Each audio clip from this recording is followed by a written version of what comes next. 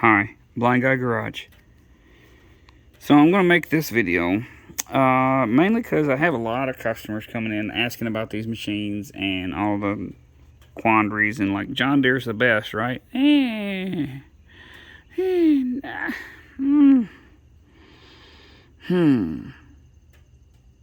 No. No, thank you. I will say, however, they're not terrible.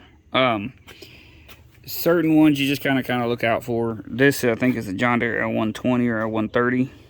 They're basically the same. The L130 could have came with a bumper and this, that, and the other, and it may have been a little bit older or newer. Hear that? This kind of thing. The blades are typically, they're all, from what I've seen, are 48-inch machines. They have there's two different deck models. One deck model has a 7-pointed star hub in the blade, and another deck model has a 3-pointed, or a 3-hole blade, which is both on with 2 bolts with a hole, a centering hole in the middle. Oh, I guess it's kind of like this. I can't even see what I'm doing, but maybe you understand. I have some back here to show you. I could show you. They put that same spindle design on the 42-inch and some other size machines like 54s or 52s or whatever they are. But they use that spindle on a bunch of stuff, and it's a 3-hole spindle, which seems great, like it's going to be a stout combination. What it winds up being is a huge headache, and you can't get it apart if you need to replace the bearings. So it's going to be a 3-hole blade like this. Okay. Bolt hole, centering hole, bolt hole. Well, it's great if those bearings don't go bad, which they always are going bad. You can't get those spindles apart very easy unless it's a very low hour or a very clean machine that was well maintained, and they never are. And then you have a 7-pointed star blade, which is going to be similar to this. Oh, glad I wear steel toe. It's going to be similar to this, except this is a 6-pointed star MTD blade. It'll be a 7-point. No biggie. Those are better because the 7-point star blade spindle assembly you can take apart. This is more of your purchasing kind of video, like if you're looking at one of these L series John Deere, because they're so popular. There's an L100, L105, L115, L110, other variations. A 100, a 115, a 105 without the L. But they'll have this bubbly looking hood. This is a 48. I've got some 42s out here. But for whatever reason, the decks don't hold any paint on them. Doesn't matter how clean you keep your machine or how clean it's ever been, that deck is going to have rust on top of it. I've not ever seen one. The cleanest ones I've ever seen still had rust on top of the deck. The person never let it get dirty kind of thing. Still had rust under the paint. The paint was just lifting up and just lets the moisture creep under, and then it rusts. They all do this too if they get left outside a long time. I don't understand why the paint is so terrible on these L series mowers. It's really good quality paint. That still has water under it right now, and it rained hours and hours and hours ago. And it's under a canopy. But yeah, this is what you've got to look forward to. So don't store these outside. It's like a iguana or a snake. I prefer the ones that have the Briggs and Strattons on them. This one should be, yeah, this one's a Kohler Courage. I mean, a Kohler Command Pro. Those are good motors. They have hydraulic lifters, so you don't have to adjust on them. They didn't put a whole lot of Kohler commands on the single-cylinder 42-inch model, which we got out here. I'm looking through the phone camera, because the phone camera's got everything a lot brighter than what I can see. Here's another L120 or something like that. Yeah. So here we got another L120. Very nice machine. So nice, in fact, the seat ain't busted.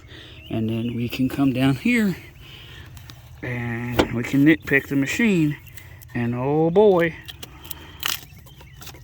look at there. If I pull it on the other side, look, I don't want to pull it off yet, but yeah, very, very, very clean machine. Very nice. And the deck does the same thing. It's like they didn't get the oil. Look. It's like they didn't get the oil off of the material, the metal, after stamping it. And then they painted it. And then once the oil is gone, the paint's not touching the metal anymore. But here's your one that has a Briggs on it. I think this is a little bit newer, judging by the seat and the hood design on it. It's a little bit newer machine than that other one I just showed you. And then we have this style machine. The same thing though. You gotta watch. This is a little bit older machine. You just gotta watch out for the rust creeping in on them.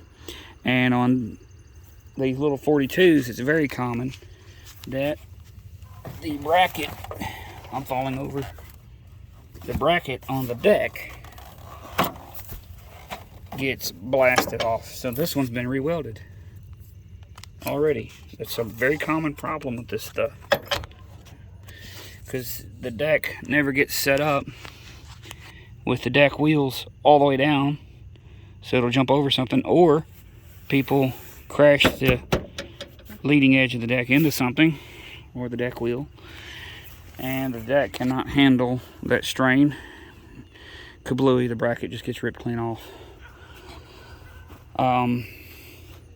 Other than that, these hydros in these things cannot handle huge amounts of work. Like, you cannot be running these things up and down hills that are fairly steep. You don't want to be pulling, I wouldn't even recommend pulling lawn carts with them, just mainly as an added safety concern. Hey, we got a hood up. I'm gonna go ahead and Gold Series.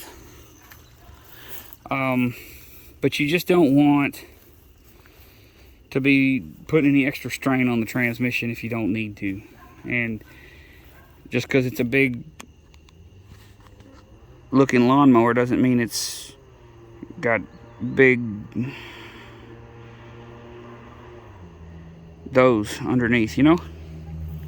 And they just don't. They just don't. The motor, they'll put good motors on them, they just don't survive. The transmissions don't survive doing a lot of heavy duty work. But there's another one. A little bit different hood, a little bit different seat, but same style transmission. Kohler Command Pro in that one as well. It's probably going to lose its engine and go on something more suiting for that kind of engine. But yeah, there's a little bit of a look out for it guide on the John Deere L Series stuff. The bigger L130, L120s, they do have a pretty good lifespan. Like, I've got a couple that they were working all the way up until they got parked at over 1,000 hours on the original transmission. The smaller L Series, the 42 inchers, not so much. You get into like this one, ran and drove fine. The deck was garbage. but it had nearly 800 hours on it. Briggs & Stratton single. The machine was pretty well taken care of to have that many hours on it. It had very little rust. I mean, you see it. That's what I'm telling y'all. It's every one of them. I have yet to get one that didn't have some of this starting.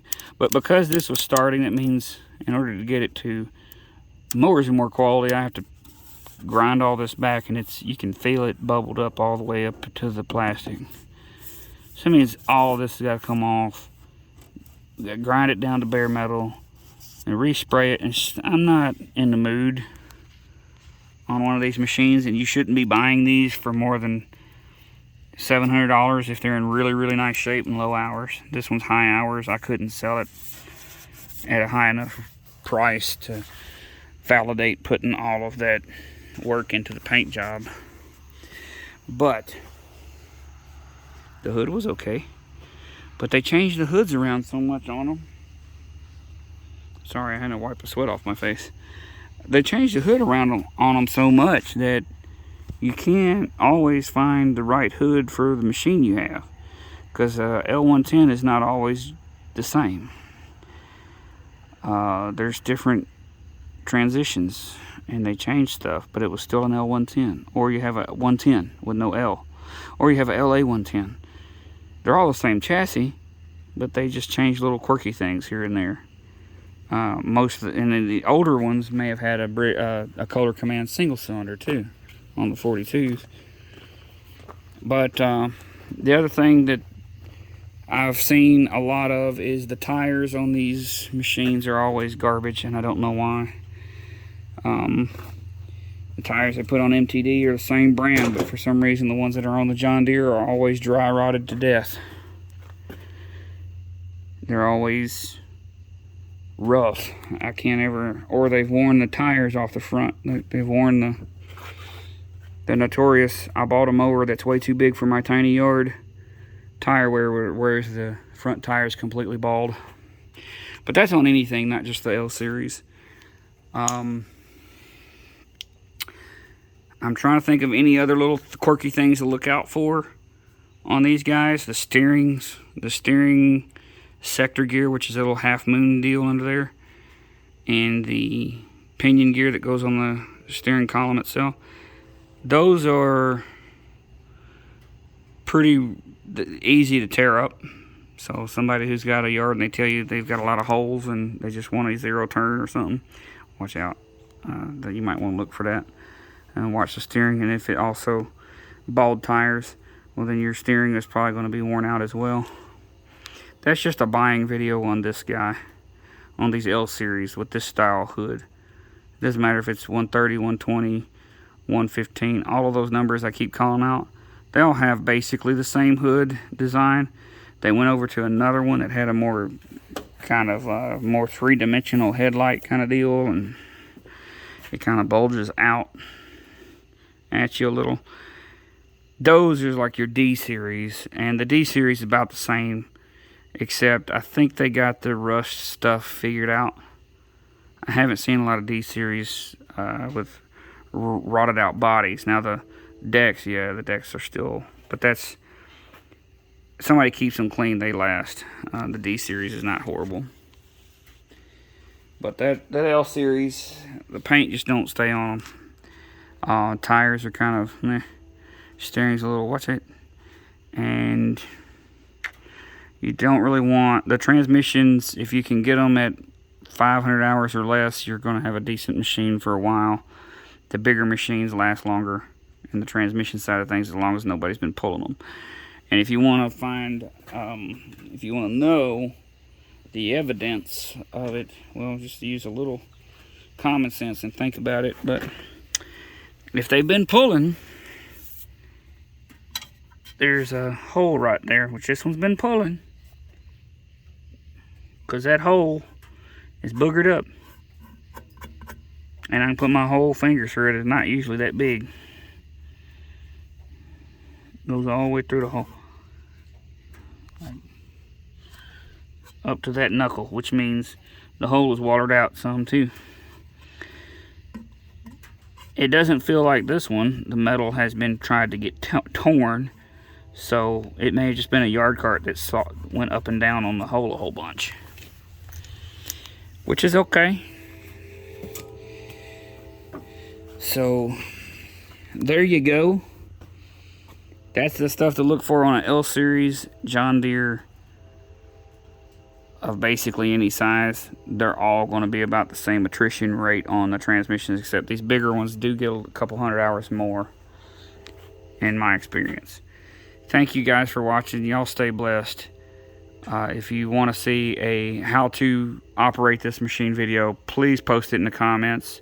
If I get enough of those, I'll go ahead and make a how to operate video on it for sure. Maybe we'll anyway, because I have a lot of customers buying this stuff and they need help to know how to operate it. They've never had a mower before, that kind of stuff. Thank you guys so much. Y'all stay blessed.